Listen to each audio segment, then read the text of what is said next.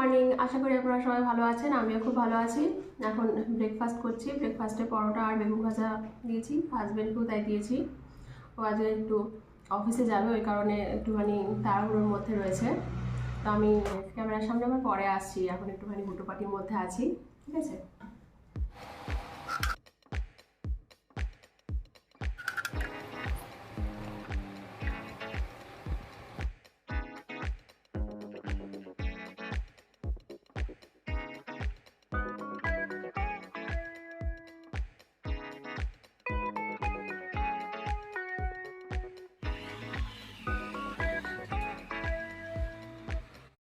এতক্ষণ ধরে সব ঘরের আয়না টায়নাগুলো পরিষ্কার করে নিয়েছি। অনেকদিন ধরে পরিষ্কার করা হচ্ছিল না, ওই আয়নায় অনেক দাগ থেকে যায় না, তো অসুবিধা হয় দেখতে।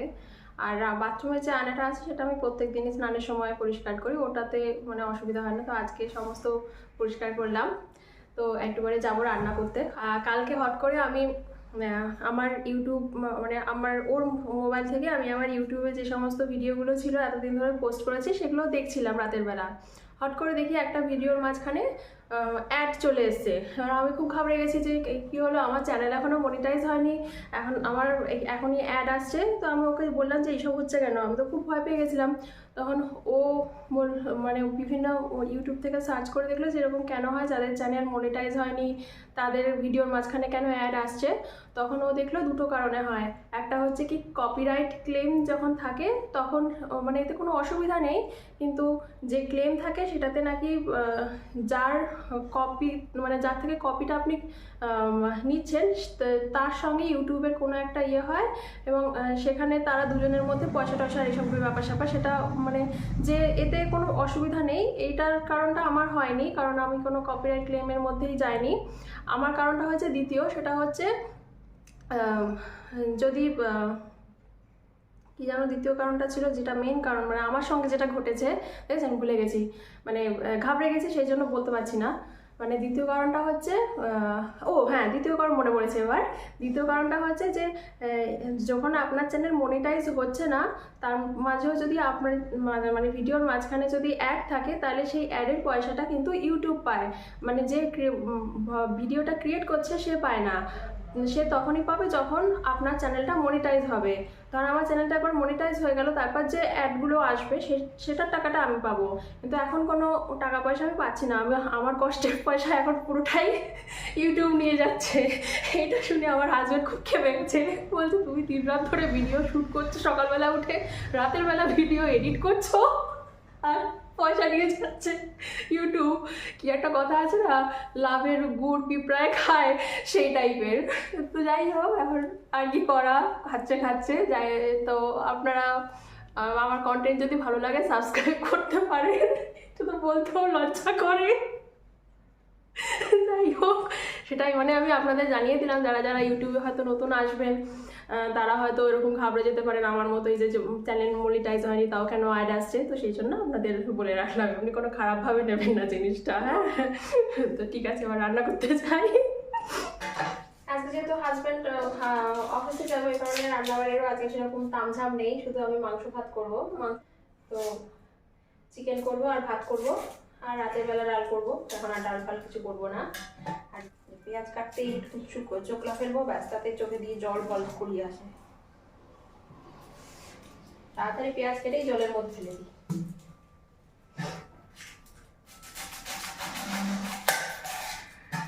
আমি অনেকদিন আগে একটা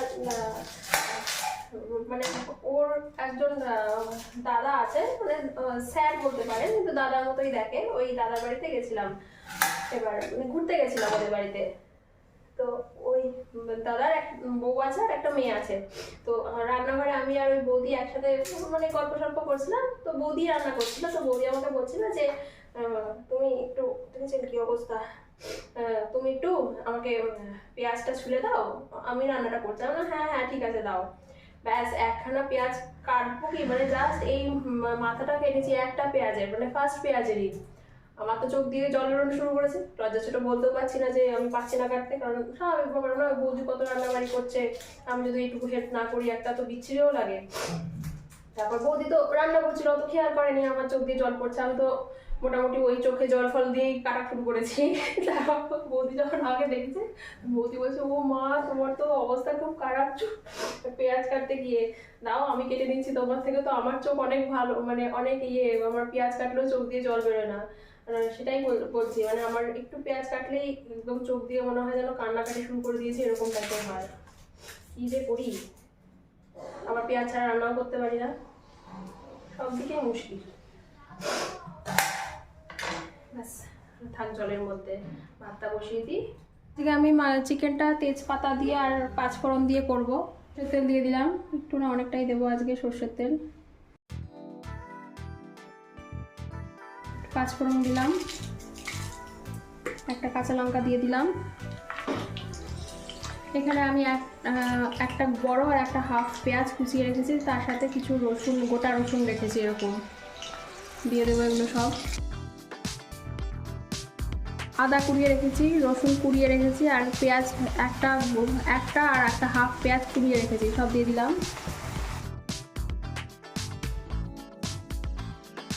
আমি দিয়ে দেবো এটা আমি একটুখানি লেবু মাখিয়ে রেখেছিলাম। লবণ দেবো,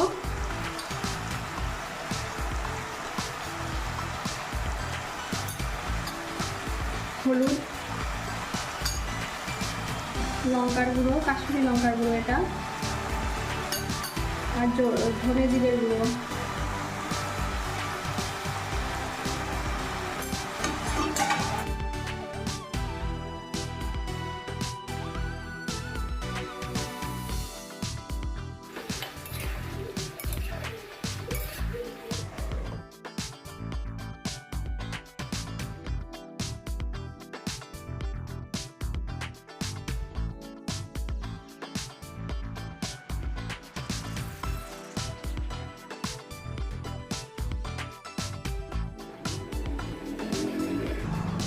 মুছে দিলে ঠিক লাগে,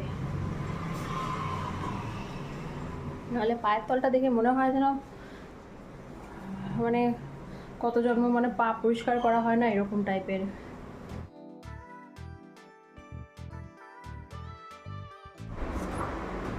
নাচে কানাচে সব পরিষ্কার না করলে হয় না।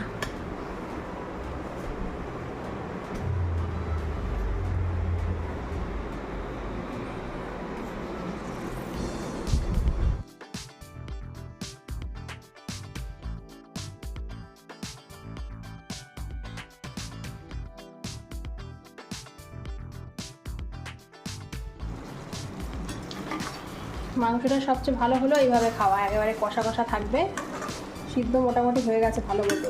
জল দিলেই এটা হয়ে যাবে, কিন্তু আমি আবার ঝোল ছাড়া খেতে পারি না, একটু তো জল দিয়েই লাগবে, তাহলে গলায় আটকাবে। জল দিয়ে দিই, বুঝলেন? দাঁড়ান, আজকে আর গরম জল দিতে পারবো না, ঠান্ডা জলই দিতে হবে। গরম জল শেষ, ফিল্টারেও জল নেই, জলের যে কি সমস্যা। এইটুকু জলই এই নাপ দেবো না, জল হতে থাক। একটা কাঁচা লঙ্কাও দিয়ে দিলাম। আমি আগে পাঁচফোড়ন দিয়ে কোনোদিন মাংস খেয়েছিলাম না, একজনের বাড়িতে গেছিলাম, সে বানিয়েছিল পাঁচফোড়ন দিয়ে মাংস, তো খেয়ে আমার ভালো লেগেছিল, তারপর থেকে মাঝে মধ্যে বানাই। একজনের বাড়ি বলতে ওই একটু আগে যে দাদা বৌদির কথা বললাম, মানে ওদের আমার হাজব্যান্ডের যে স্যার, তাদের বাড়িতে গেছিলাম, সে বানিয়েছিল পাঁচফোড়ন দিয়ে। আমার বাপের বাড়ি বা শ্বশুর বাড়ি কেউই পাঁচফোড়ন দিয়ে বানায় না। লাস্টে একটুখানি গরম মশলার গুঁড়ো দেবো, হয়ে যাবে।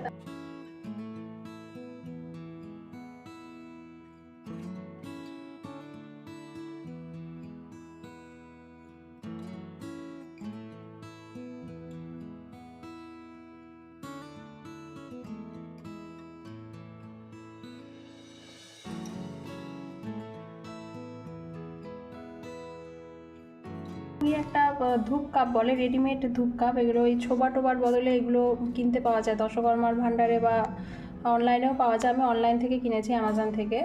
সামরানি কাপ বা ধূপ কাপ বলে, মানে পুরো ওই ধূপ ধুনোর মতোই গন্ধ, সুন্দর বেশ, অনেক কটাই থাকে একটার মধ্যে।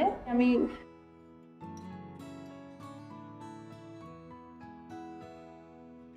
আর এটা এবার ড্রেসটা কিনেছিলাম সেই পুজোর সময়, একদিনও পরেছিলাম না, তাই ভাবলাম যে আজকে পরি। ভালো আছে? এই হলো, শুধু ওপরের পাটটা, নিচের ইয়েটা না, নিচেরটা তো আলাদা। আরাম পড়ে যাই, এবার খেয়ে নিই। Good evening. এখন রাতের বেলার বলেছিলাম না ডাল করবো, তো ডাল আজকে আর করিনি। ওই আগের দিন যে কুদুরিটা ছিল সেটা করে নিলাম, যদি আবার পেকে টেকে যায়। এখন কুদুরিটা কেটে পেঁয়াজ দিয়ে ওই একটুখানি কালো সর্ষে আর কালো জিরে দিয়ে কুদুরিটা বসিয়ে দিয়েছি, লাস্টে একটু পেঁয়াজ দিয়ে দেবো। আর যা মাংস আছে আমাদের রাতে হয়ে যাবে, ভাতও যা দুপুরে করে রেখেছিলাম একবারে, সেটা আমাদের রাতে হয়ে যাবে। আর এখানে ইয়েও কেটে রেখেছি, ব্রকলিটা, এটা কেটে এই বক্সের মধ্যে পুড়ে রাখবো, আজকে তো আর খাবো না। আর ও আমার জন্মদিন, কালকে আমার জন্মদিন গেছিলো, ওই কারণে কালকে তো কেক আনতে এনেছিল না, তো আজকে অফিস থেকে আসার পথে একটা কেক এনেছে, তো সেটাই কাটবো। একটুখানি নিজেকে একটুখানি পরিষ্কার বলতে একটু মুখ টুক ধুয়ে নেবো। সন্ধ্যাবেলায় এই দুপুরবেলা ঘুমিয়ে পড়েছিলাম, তারপরে ও আসার পর উঠেই চাটা খেয়েছি, মানে হাত মুখ ধুইনি এখনও। ওই কারণে সন্ধ্যাবেলা একটু সাজুগুজু করবো, সাজুগান সন্ধ্যে কি 8:30 বাজে। মাংস এই যে আছে। Happy birthday to you, happy birthday to you, happy birthday dear Tamasa, happy birthday to you. চলুন তাহলে আমার ব্লগটা আমি এখানেই এন্ড করছি। আমার ব্লগটা যদি ভালো লেগে থাকে তাহলে লাইক অ্যান্ড সাবস্ক্রাইব করে দেবেন। আর আপনারা সবাই খুব ভালো থাকবেন, সুস্থ থাকবেন, নিজেদের শরীর আর মনের খেয়াল রাখবেন। টাটা, সবাই খুব ভালো থাকবেন।